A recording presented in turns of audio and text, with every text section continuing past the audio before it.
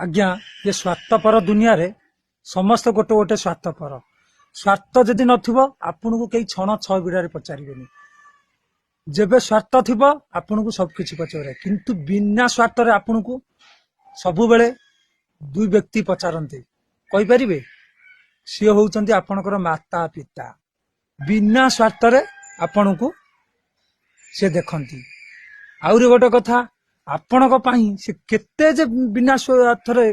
कर्म करचंती से कथा कहिने सरेना किंतु ये स्वार्थपर दुनिया रे काहाकू विश्वास करिवेनी जदि काहाकू विश्वास करबाकू इच्छा होउची आपणकर तीनोटी कथा को ध्यान दियंतु प्रथमे विश्वास करंतु पिता को माता को द्वितीय विश्वास करंतु ईश्वर को